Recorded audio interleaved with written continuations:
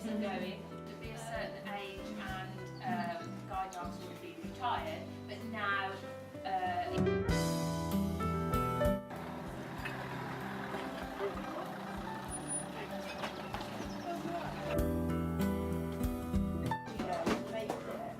all the bits of the bits that I've put together.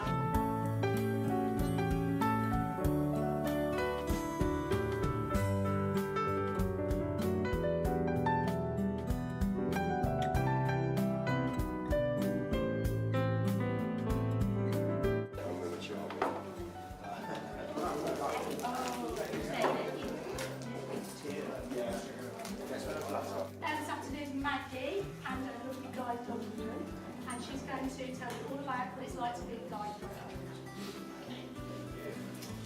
Hello, good afternoon. Hello. Have you had a nice time? Fantastic, yes. Right, well, as you know, my name's Maggie, and as you can see, I've got a black Labrador cross golden retriever called Ewan. And I've had dogs for a long time, you can probably see that too, actually. And when I had dogs, all the trainers were young and now they're not anymore. Or rather they are, but I'm not.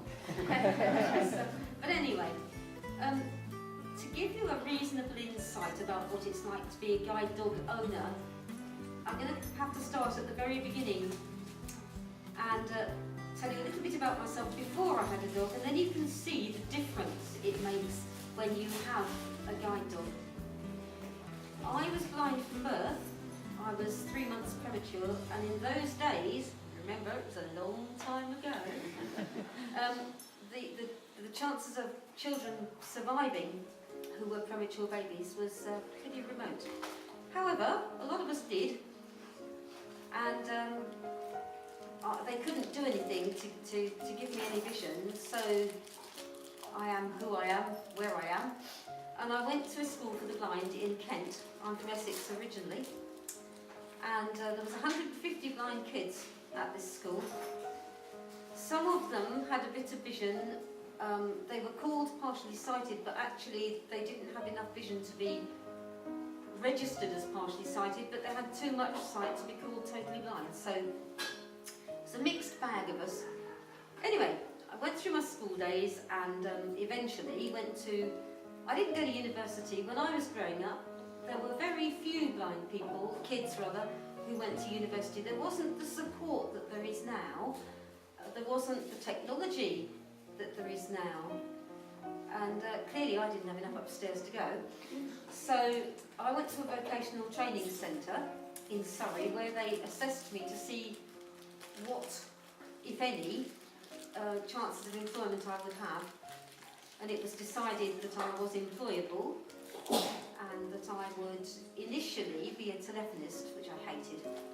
But it was considered to be the ideal job for a blind person. And they said, well, you know, you have a nice, pleasant personality, obviously didn't know me, and a pleasant speaking voice, and, you know, this is the box that you will slot into, because that's the way they did things in those days.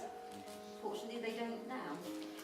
Anyway, when I went to this training, vocational training centre, we soon realised that I had a big issue with what we call mobility. Now, mobility, for us anyway, means getting from one place to another, because mobility could just mean movement, but it actually, we refer to it as getting from one place to another and being able to do it confidently and, more to the point, understanding what you did to get there, how you got there.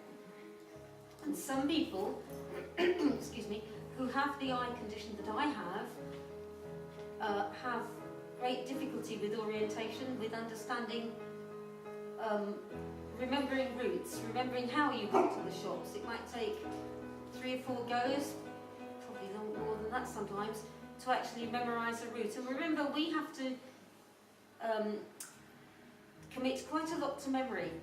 It would be like going to a curb. Do we cross this road? Do we turn left? Do we turn right? How many roads do we cross? What do we do here? Where are the shops? What side of the road are they on? Which shop am I looking? You know, where is the shop that I'm looking for? You will just see it and you will take it for granted, because that's what the brain does. You just click into it. But for those of us who don't have that facility, then it's a little bit harder. Anyway, So I went to this vocational training centre where they decided that I really didn't have much sense of direction.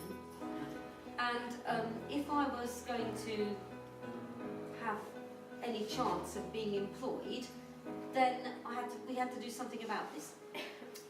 And then I had another setback, because they used to encourage us to go out and join activities and do things as young people did. We were 17, 18, and I have a keen interest in music, and I was having a music lesson, or at least I was on my way there, and an Airedale came out from its home and leapt onto my back. Airedales are quite big dogs. It didn't bite me, but it barked, and I was using a long cane. Have any of you used a long cane this afternoon?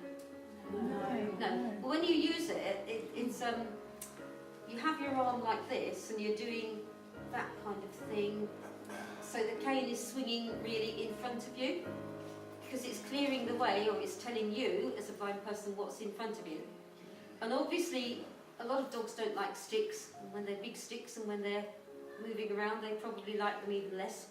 So this dog probably thought I was going to attack it or something. Anyway, the next week I went to the same music lesson. I obviously went the same route, because that's the only way I knew, and the same thing happened, and that was it. That was the end of my going out, as far as I was concerned, and we really, well, my mobility just came to a stop almost. And we had to start right from scratch, and it was a bit like somebody who has a real fear of going out. And one of the staff was very good at this centre, and we walked out the front door, and we walked down the drive and back again, and gradually, from little oak trees, big acorns, big oak trees grow, you know, we gradually built up the situation and got things better again to an extent. Anyway, from that point on, I hated using a long cane. I loathed it, and I still to this day hate using a long cane. But I had to have some form of mobility if I was going to get a job. So I went home and I talked to my mum, and we had I have 3 sisters and a brother, and one of my brother is learning disabled, so quite severely really, and is autistic and has other issues too. So my mum and dad haven't had an easy ride, and I was the first one. So I went back to school we used to have old pupils reunions, and I met a friend there who I hadn't seen for quite a long time, and she said to me, "Come and meet Marie," and I thought, oh, Marie's probably the sighted friend she's brought with her. Well, I wasn't wrong, but Marie turned out to be the yellow Labrador guide dog under the table. So we chatted and chatted and chatted, because she didn't like dogs and I was petrified of them, and I thought, well, she can do it. So we chatted, and I went home, and because I come from a big family, I had to talk to my mum and dad about it too. And I applied for a dog. Meanwhile, I got my first job, which was in central London. Now, I lived in Tilbury, Essex, and I had quite a journey to work. I had a 20-minute walk to the station, or a bus, but usually I walked. I had a 40-minute drive, or 45-minute drive train ride to Fenchurch Street. I then had to walk round to the underground, because Fenchurch Street and Tower Hill Underground, I don't know whether you know them, but if you do, they're not linked. So I had to walk round, then I had to get the underground to Great Portland Street, and then I had to get off and walk to my office, which was about an hour and a half each way really. Well, when you do these things at the beginning of the day, it's okay, but when you're tired at the end of the day, it's a very different story. And it wasn't too long before I became ill. In fact, I think I'd done about 3 or 4 weeks into my probation. And I had acute dizziness, and the doctor said, well, there's nothing wrong with you other than stress. Because if you think about it, I was going out in the rush hour with the long cane, packed under, but the tubes are packed, I mean, they're even worse now than they were then. And I had to think, okay, where's the door going to be? I've got to get through this lock to get out of the train. And little things can escalate, little things can become big things. And that's how all problems start, isn't it? So anyway, I would do a month, and then I would have 2 weeks off work and get my balance and everything sorted out, and then we'd start all over again. I thought, I can't keep going on like this. So I applied for a guide dog. And I thought, they won't accept me. I know they won't because I'm petrified of dogs. And it seems crazy, you're trying to put a round peg into a square hole. And much to my surprise, a trainer came to see me on the way. Oh, first of all, I hadn't told my office, they hadn't had a blind person there before, and I hadn't told my office that I'd applied for a dog because I thought, oh, they'll never accept me. It'll be months before I hear anything, and I'd only been there 4 months, and I got a call to say, well, could they come and interview me at my place of work? And I thought, oh, I've got to spill the beans now. So I did. And I didn't tell them I'd need a month off work either. I thought, let's break it in gently, let's see how we can. So, the director of training then came to interview me, and he took me out for lunch. I was only 21, and I was so nervous. Just let's get this over with. He said, what do you want for lunch? I said, oh, a sandwich would be fine. Most people would have had a bit more than that, I think. But anyway, and he was really nice. He took me for a walk, and we had a chat, and he said, now, I'm going to tell you unofficially, you should wait till you get your letter, but he said, I'm going to tell you that you've passed. We will accept you on the list for training with a guide dog. And I thought, Lord, that means I've got to tell my office that I will need time off work at some point.